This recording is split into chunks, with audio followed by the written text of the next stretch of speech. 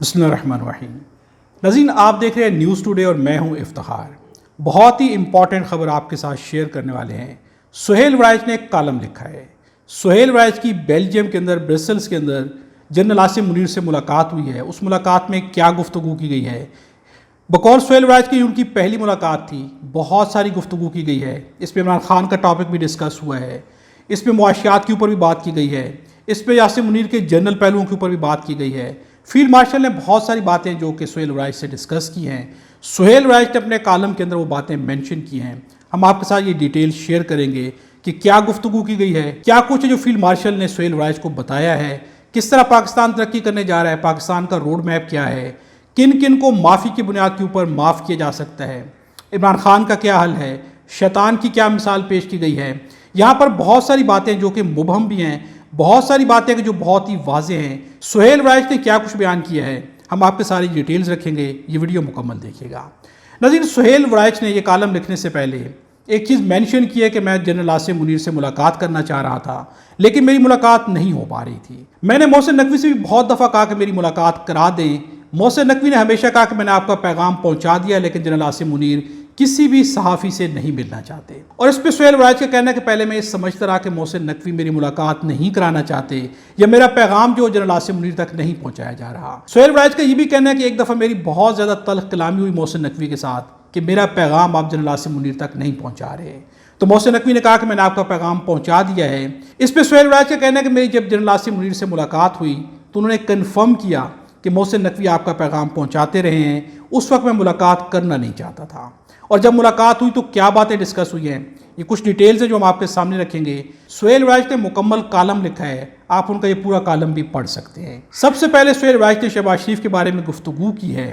وہ گفتگو کیا ہے ہم آپ کے سامنے یہ بھی رکھتے ہیں۔ سہیل ورائچ کا کہنا ہے کہ وزیر اعظم شہباز شریف نے ایک ملاقات میں مجھے 1985 کے بعد سے آنے والے آرمی چیف کا تقابل پیش کرتے ہوئے مثالوں سے واضح کیا کہ جنرل عاصم منیر سب سے مختلف اور بہتر ہیں۔ انہوں نے مجھے یہ بھی بتایا کہ ان کی نمایاں خوبی یہ ہے کہ وہ ادھر کی دکھا کر ادھر گیند نہیں مارتے اور نہ ہی وکٹ کے دونوں طرف کھیلتے ہیں۔ یہ کہنا ہے سہیل ورائچ کا کہ مجھے شہباز شریف نے جنرل عاصم منیر کی تعریف کرتے ہوئے بتایا کہ نہ تو وہ ادھر کی ادھر مارتے ہیں اور نہ ہی وکٹ کی دونوں جانب کھیلتے ہیں۔ اب ہم آپ کو بتاتے ہیں کہ سہیل ورائچ نے اپنے کالم میں کیا لکھا، ملاقات میں کیا گفتگو ہوئی۔ سب سے پہلی چیز جو سہیل ورائچ نے لکھی ہے وہ یہ ہے کہ فیلڈ مارشل سید عاصم منیر ذاتی طور پر تکبر سے کہیں دور ہے۔ یہ انہوں نے ملاقات میں فیل کیا کہ ان کے اندر تکبر نہیں پایا جاتا، بلکہ وہ بہت ہی سادہ لوگ ہیں، ہر شخصیت سے ملتے ہیں، ملنے کے بعد ان کے حال چال پوچھتے ہیں، ان کے ساتھ پکچرز بنواتے ہیں، بہت ہی عام سے انداز میں ان سے گفتگو کرتے ہیں۔ ناظرین، ہم آپ کے سامنے ساری وہ باتیں رکھ رہے ہیں جو کہ سہیل ورائچ نے کالم میں بیان کی ہیں۔ اس کے اوپر ذاتی طور پہ فی الحال ہم گفتگو نہیں کر رہے ہیں۔ پہلے ہم آپ کو سہیل ورائچ کی تمام باتیں سنائیں گے کہ انہوں نے کیا لکھا ہے۔ اس کے بعد سہیل ورائچ کا کہنا ہے کہ جنرل عاصم منیر نے کہا، خدا نے مجھے ملک کا محافظ بنایا ہے، مجھے اس کے علاوہ کسی عہدے کی خواہش نہیں، میں ایک سپاہی ہوں اور میری سب سے بڑی خواہش شہادت ہے۔ یہ کہنا ہے سہیل ورائچ کا کہ جب انہوں نے کہا کہ بہت ساری اس طرح کی چہم گوئیاں ہو رہی ہیں کہ آپ جو کوئی عہدہ لینا چاہتے ہیں یا آپ صدارت لینا چاہتے ہیں، تو اس کے اوپر جنرل عاصم منیر کا کہنا ہے کہ میں ایک سپاہی ہوں، میں ملک کا محافظ ہوں اور شہادت کے علاوہ میری کوئی بھی خواہش نہیں ہے۔ یعنی کہ جنرل عاصم منیر نے کنفرم کر دیا کہ وہ صدارتی عہدہ نہیں لینا چاہتے اور نہ ہی جس عہدے پہ اس وقت وہ ہیں اس کے علاوہ کوئی بھی عہدہ لینا چاہتے ہیں۔ اس کے بعد سہیل ورائچ کا کہنا ہے کہ جنرل عاصم منیر نے حساب کتاب لگا کر بتایا ہے کہ اگلے سال سے ریکوڈیک سے ہر سال $2 ارب کا خالص منافع ہوگا اور جو ہر سال بڑھتا جائے گا۔ انہوں نے بتایا کہ پاکستان کے پاس نایاب زمینی خزانہ ہے، اس خزانے سے پاکستان کا قرضہ بھی اتر جائے گا، یعنی کہ $2 ارب کا خالص منافع ہوگا اور یہ ہر سال بڑھتا جائے گا اور پاکستان کا تمام قرضہ اس سے اتر جائے گا۔ یہ روڈ میپ ہے، یہ وہ چیز ہے جو معیشت کے بارے میں جنرل عاصم منیر نے سہیل ورائچ کو بتائی ہے۔ اس کے بعد سب سے امپورٹنٹ چیز جس کو تقریباً ہر بندہ سننا چاہتا ہے اور پوری قوم کی نظر اسی سوال کی جانب ہوتی ہے، اور یہ وہ سوال ہے جو کہ عمران خان سے متعلق بھی ہے۔ اس سے پہلے بھی یہ بات ریکارڈ پہ آ چکی ہے کہ جنرل عاصم منیر نے بیلجیم میں برسلز میں خطاب کرتے ہوئے شیطان کی ایک مثال پیش کی تھی، اور ان کا کہنا تھا کہ شیطان نے معافی مانگی اور شیطان معافی مانگے تو اسے معاف کر دیا جاتا ہے۔ اس کے اوپر سہیل ورائچ نے بھی اس کو بیان کیا ہے، اور اس گفتگو کے بارے میں پرویز سندیلا کا کہنا تھا کہ یہ گفتگو عمران خان کے بارے میں کی گئی ہے، یعنی کہ یہاں پر شیطان کی جو مثال پیش کی گئی ہے یا معافی کی جو مثال پیش کی گئی ہے، پرویز سندیلا کا کہنا تھا کہ یہ بات عمران خان کے بارے میں جنرل عاصم منیر نے کہی ہے کہ اگر عمران خان معافی مانگ لے تو بس انہیں معاف کر دیا جائے گا اور یہی حل ہے، اس کے علاوہ کوئی بھی حل نہیں ہے۔ اب سہیل رائج کا کیا کہنا ہے، ہم آپ کے سامنے ان کی یہ گفتگو رکھتے ہیں۔ سہیل رائج کا کہنا ہے کہ سیاسی حوالے سے کیے گئے سوال پر جنرل آصف منیر نے کہا ہے کہ سیاسی مصالحت سچے دل سے معافی مانگنے سے ممکن ہے۔ اس حوالے سے انہوں نے اسٹیج پر قرآن پاک کی آدم کی تخلیق اور شیطان کے کردار کے حوالے سے آیات کا متن اور ترجمہ سنایا، جس سے واضح ہوتا ہے کہ شروع میں فرشتوں کو آدم سے مسئلہ تھا، مگر خدا نے آدم علیہ السلام کو تخلیق کیا تو سوائے ابلیس کے سب فرشتوں نے انسان کو خدا کا حکم اور کرشمس سمجھ کر قبول کر لیا۔ گویا معافی مانگنے والے فرشتے رہے اور معافی نہ مانگنے والا شیطان بن گیا۔ یعنی کہ یہاں پر جو خلاصہ پیش کیا جا رہا ہے وہ یہ ہے کہ جو معافی مانگ لے وہ فرشتہ بن جاتا ہے، اور جو معافی نہ مانگے وہ شیطان بن جاتا ہے۔ کیونکہ یہاں پر ابلیس کی مثال پیش کی گئی ہے، اور اس کے اوپر ایک گفتگو آپ کے سامنے ہم اور بھی رکھیں گے۔ فرحان ملک نے اس کے اوپر کیا کہا ہے، یہ گفتگو، یہ بیان بھی بڑا اہم ہے۔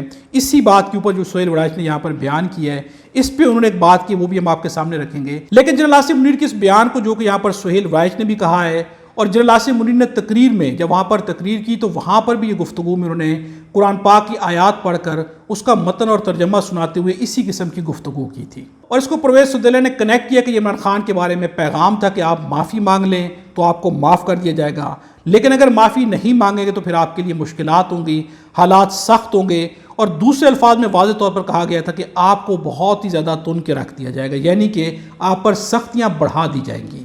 یہ مثال، یہ الفاظ پیش کیے گئے۔ اب آپ کے سامنے رکھتے ہیں کہ اس کے اوپر فرحان ملک کا کیا کہنا ہے۔ فرحان ملک کا کہنا ہے کہ مجھے 100% یقین ہے کہ وڑائچ صاحب یہاں کوئی غلطی کر گئے ہیں، یعنی کہ یہ جو بیان سہیل رائج نے بیان کیا ہے، فرحان ملک کا کہنا ہے کہ مجھے 100% یقین ہے، یعنی کہ مکمل یقین ہے کہ یہاں پر سہیل رائج کوئی غلطی کر گئے ہیں، یہ بیان اس طرح سے نہیں ہو سکتا۔ ان کا کہنا یہ ہے، مجھے 100% یقین ہے کہ وڑائچ صاحب یہاں کوئی غلطی کر گئے ہیں، ورنہ اسٹیبلشمنٹ اور عمران خان کے معاملے میں خدا اور آدم یا خدا اور شیطان والی تمثیل کسی بھی صورت کیسے دی جا سکتی ہے؟ یعنی کہ خالص تر مثال خدا اور شیطان کے درمیان تھی۔ اس تمثیل کو، اس مثال کو یہاں پر اسٹیبلشمنٹ اور عمران خان کے لیے کیسے پیش کیا جا سکتا ہے، یہ کہنا ہے فرحان ملک کا۔ یقیناً یہ ایک بہت بڑی مثال ہے، دنیا کا فلسفہ ہے، پوری دنیا کا جو فلسفہ اس وقت بن چکا ہے۔ ایک جانب شیطان ہے، شیطانی طاقت ہے جو انسان کو گمراہ کرتی ہے، اور دوسری جانب ایک رحمانی طاقت جو انسان کو اچھائیوں کی طرف، نیکیوں کی طرف راغب کرتی ہے اور اسی طرف بلاتی ہے۔ پوری دنیا کا فلسفہ یہ ہے، جنت اور جہنم کا فلسفہ بھی اسی چیز کے اوپر ہے کہ جس نے شیطان کی پیروی کی وہ جہنم میں جائے گا، اور جس نے رحمان کی پیروی کی وہ جنت میں جائے گا۔ اتنی بڑی مثال کو یہاں پر اسٹیبلشمنٹ اور عمران خان سے کیسے تمثیل دی جا سکتی ہے، یہ کہنا ہے فرحان ملک کا، اور یہ بہت بڑی مثال بھی ہے۔ یہاں پر پرویز سندیلہ کا بھی کہنا ہے کہ عمران خان کے بارے میں یہ بیان دیا گیا، یعنی کہ واضح الفاظ میں کہا گیا کہ وہ معافی مانگ لیں تو ان کو معاف کر دیا جائے گا، لیکن اگر معافی نہیں مانگتے تو پھر ان کے لیے حالات سخت ہوں گے، انہیں مزید مشکلات کا سامنا کرنا پڑے گا۔ ناظرین، پرویز سندیلہ کا بھی یہی کہنا تھا، اور یہاں پر سہیل رائج کا بھی اس مثال کو پیش کرنے کا مقصد یہی ہے۔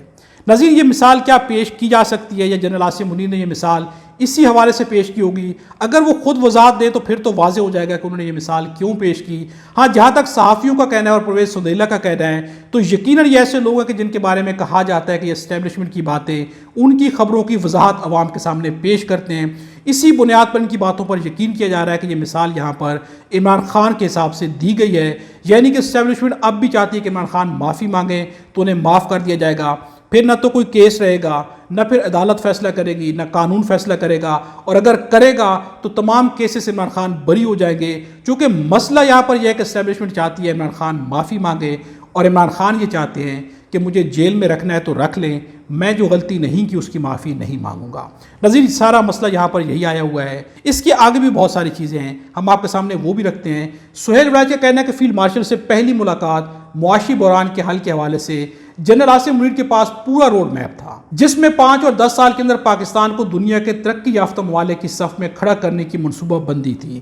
ناظرین، ایک بات اس بیان سے واضح ہو جاتی ہے کہ کم از کم 10 سال کی منصوبہ بندی تو کر لی گئی ہوئی ہے، یعنی کہ 10 سال تک تو یہ نظام نے ایسے چلنا ہے، چاہے وزیر اعظم ایک رہے یا وزیر اعظم بار بار بدلتے رہیں، حکومتیں ایک رہیں یا حکومتیں بدلتی رہیں، نظام نے 10 سال تک فیصلہ کر لیا ہوا ہے کہ یہ نظام پاکستان کو معاشی حالات میں بہتر کرنے کے لیے، معاشی صورتحال سے نکالنے کے لیے جو بھی مشکلات ہیں معاشی طور پر، ان سے نکالنے کے لیے 5 سے 10 سال کا منصوبہ ان کے پاس موجود ہے جس پہ یہ عمل کرنا چاہتے ہیں۔ بہت ساری اور بھی گفتگو ہے جو کہ یہاں پر سہیل ورائچ نے بیان کی اپنے کالم کے اندر، لیکن وہ اتنی زیادہ ریلیونٹ نہیں ہے، بلکہ کہا جائے کہ اس ٹاپک سے زیادہ ریلیونٹ نہیں ہے تو ہم آپ کے سامنے وہ گفتگو یہاں پر نہیں پیش کر رہے۔ لیکن جنرل عاصم منیر سے سہیل ورائچ کی یہ ملاقات ہوئی ہے، اور صحافیوں سے گفتگو کرتے ہوئے، صحافی سہیل ورائچ سے گفتگو کرتے ہوئے انہوں نے کیا کہا ہے جو کہ سہیل ورائچ نے یہاں پر بیان کیا ہے۔ D J S P R کے کچھ بیانات سامنے آئے ہیں۔ D J S P R کا کہنا ہے کہ فوج کا کوئی انٹرسٹ نہیں کہ معصوم لوگوں کو دہشت گردی کے الزام میں مارے،